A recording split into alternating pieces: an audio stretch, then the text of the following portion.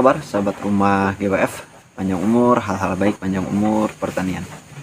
Terkait tentang dunia rumput, yang mana rumput pakan ternak ruminansia. Sebenarnya banyak sekali jenis rumput yang mana dibudidayakan oleh peternak yang ada di Indonesia, dan lebih tepatnya saya sendiri membudidayakan rumput. Kurang lebih ada odot, Zanzibar, Red Napier, Staria, Guatemala, Biovitas, Biogres, Napier Taiwan, Gamma Umami. Dan kali ini saya ingin membahas terkait tentang rumput Staria. Sebenarnya rumput Staria ini untuk di kalangan para peternak ruminansia, lebih tepatnya peternak domba dan kambing, saya rasa sebagian peternak udah mengetahui terkait tentang rumput Staria.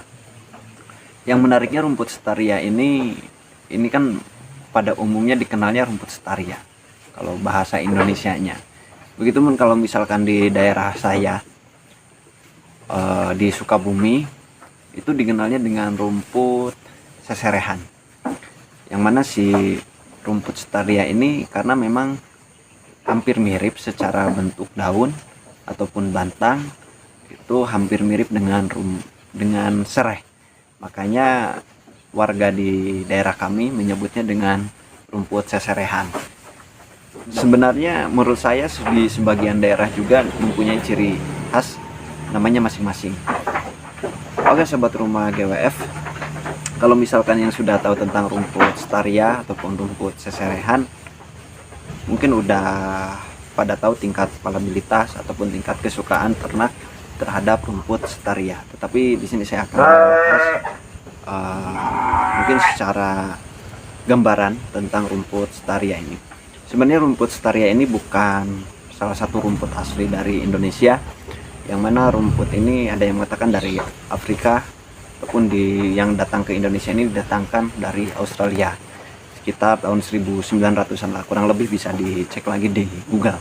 Nah, rumput Staria ini secara tekstur batang ataupun daun sangat lembut sekali sahabat rumah GWF. Menurut saya di antara jenis rumput yang saya tanam untuk saat ini yang paling lembut secara tekstur daun dan batangnya itu kecil ya.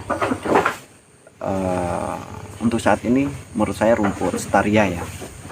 Dan kalau misalkan secara rumpunnya itu cukup banyak banget sahabat rumah GWF.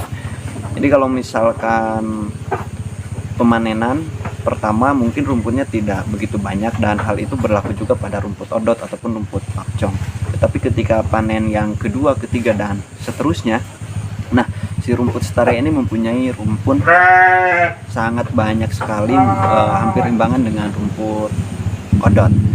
Tetapi secara produktivitas tentunya karena si rumput Staria ini secara daun lembut ataupun secara batang kecil, maka bisa dikatakan secara produktivitas rumput Staria ini kalah dibandingkan dengan odot ataupun dibandingkan dengan pakcong dan sejenisnya.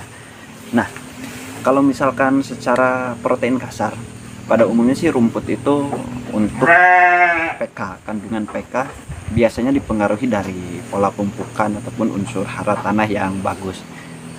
Tetapi pada umumnya kalau misalkan rumput Staria ini kisaran antara 8-12% ya untuk protein kasarnya. Artinya tidak beda jauh dengan rumput odot. Rumput odot pun ya kurang lebih sekitar segitu untuk protein kasarnya.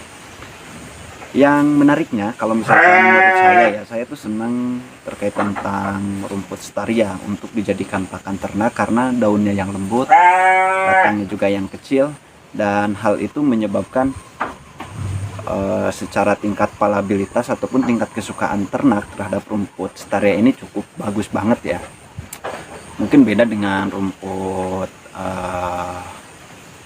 pakcong ataupun rumput sejenis gajahan yang tinggi. Hal itu bisa saja menyebabkan kalau yang batangnya besar ada kemungkinan secara batang ataupun si kulit batang itu biasanya terlalu dimakan kalau misalkan nggak pakai pencacah halus. Dan yang menariknya kalau Staria ini nggak perlu dicacah, dan lebih cocok juga kalau misalkan untuk domba anakan. Jadi domba yang masih kecil kisaran usia 3 bulan,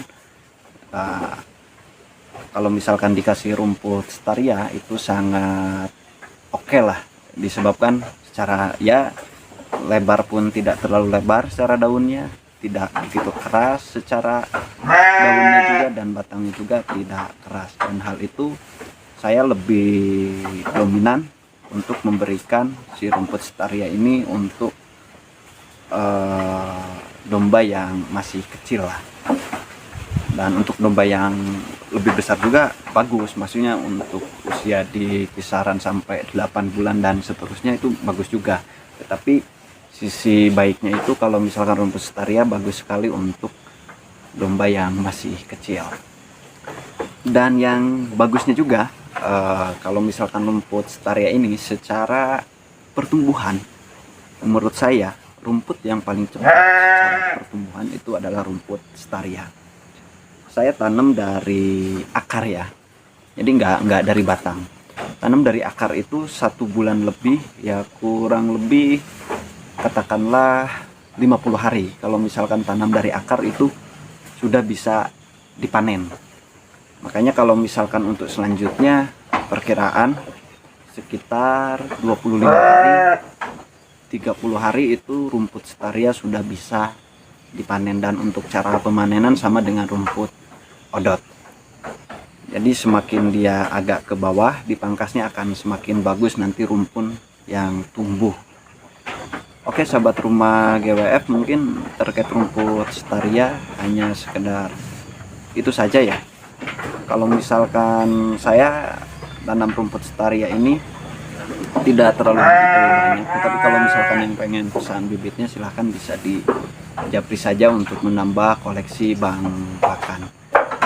Dan rumput Staria ini sangat gampang sekali. Oh ya, perlu saya sampaikan bahwa si rumput Staria ataupun jenis rumput yang lain untuk penanaman itu diutamakan tanahnya gembur. Kalau misalkan tanah gak gembur itu mempengaruhi pertumbuhan, bisa saja tunasnya kurang banyak ataupun secara pertumbuhan agak lebih lambat. Makanya hal yang paling perlu diperhatikan adalah dari kegemburan tanah, unsur hara tanah bisa dipupuk. Mungkin untuk pupuk dasar ataupun pupuk awal bisa menggunakan pupuk organik atau kohe ayam ataupun kohe domba ataupun kohe sapi, itu lebih bagus. Nah oke sahabat rumah GWF, mungkin terkait tentang rumput Staria hanya itu saja. Semoga hal ini bisa bermanfaat untuk kita semuanya. Terima kasih.